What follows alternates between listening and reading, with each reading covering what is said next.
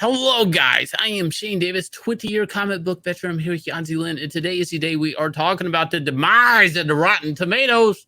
But before we get into it, if you guys will, please go check out Axcend. It's up on 9livescomics.com, and you guys can check it out on Indiegogo, crossing $67,000 and moving on up. 7 days left. Please go check out this awesome action adventure comic, my superhero comic, kind of Spider-Man meets Tron. Please go check it out. Anyways, on to the show. Rotten Tomatoes decomposition, fertilizer, if you will. What do we got? So today, a bit of a news dropped out about Rotten Tomatoes. It seems like when you see all those positive critic reviews, beware, they could have been incentivized. So today the news dropped out that there's this movie publicity company called Bunker 15. And what they do is they would go in there and recruit obscure, often self-published critics who are nevertheless part of the pool tracked by Rotten Tomatoes. So Rotten Tomatoes has this called critic score and audience score.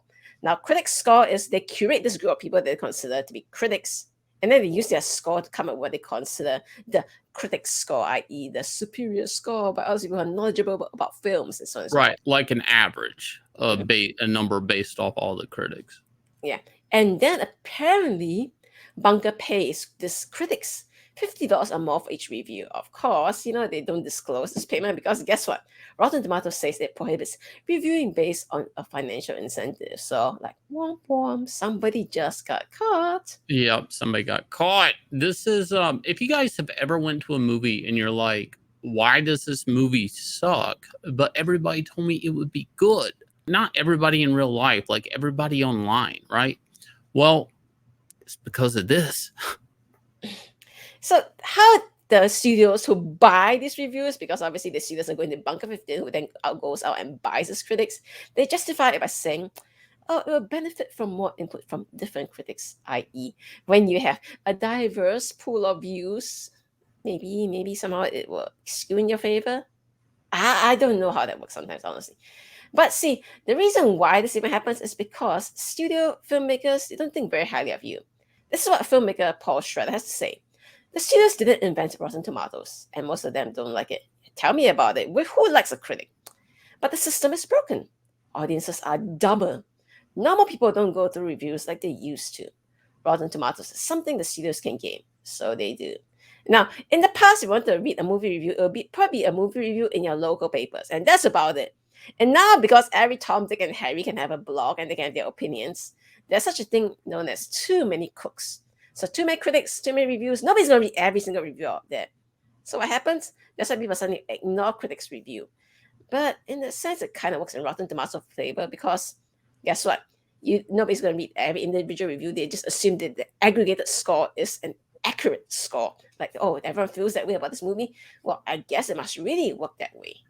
In reality, if I had to boil this down, they're trying to artificially manipulate or artificially make word on the street and condense it and into this one form, which is Rotten Tomatoes. This is obviously really corrupt, and it gets a false view of the actual movie.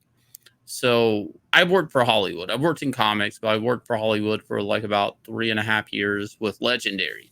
They are Hollywood. They think they're better than you. And they think, like, in a lot of ways that they only need to tell you where to go, and you're cattle. They just have to point you in the direction you'll move along. And that's kind of how they look at the general mass. Now, they do audience testing and stuff to try to manipulate their film to appease to the biggest crowd when they can, sure.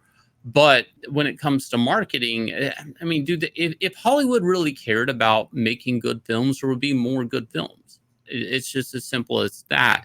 It's easier to manipulate and buy people's opinions. Now, one thing I personally never liked about Rotten Tomatoes is the way they just basically consider there's basically a passing grade and a failing grade.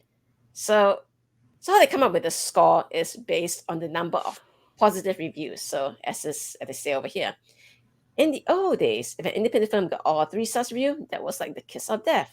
But with Rotten Tomatoes, if you get all 3 stars reviews, it's fantastic because 3 out of 5 is a passing grade. So you can totally get 100% consensus, and i.e. be considered fresh on Rotten Tomatoes.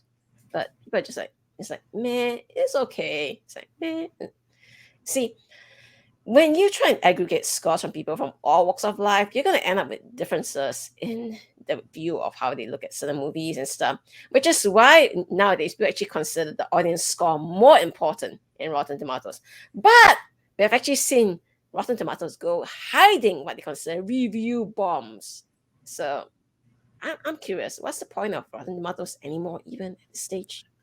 At this point, with things like YouTube, a lot of loud voices, not a lot. A lot of people are just going to start finding opinions that they trust and go by them and let them watch the movie for them and tell them if it's worth their while. If you guys will, please hit like, subscribe, ring the bell for notification. Also, please go check out Axcend. I'll leave you guys with a trailer for this smash hit comic book coming to you from 9 Lives Comics. Here we go. I dream of a world carefully crafted, beautifully flawed. This is Axcend. In this game of life, there is one thing that determines a victor. A player's ability to grow. A player's ability to evolve. A player's ability to survive. My name is Dog. Choose to play. Choose to upgrade. Choose to level up. Choose to Axcend.